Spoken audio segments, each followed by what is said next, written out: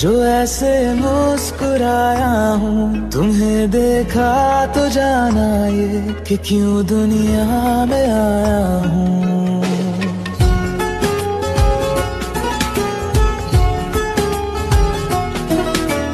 প্রেমের মরণ কখনো কি হয়, সবার হৃদয়ে প্রেম বেঁচে রয়। পাওয়া না পাওয়ার আশা নেই যে প্রেমে, পাওয়া না পাওয়া।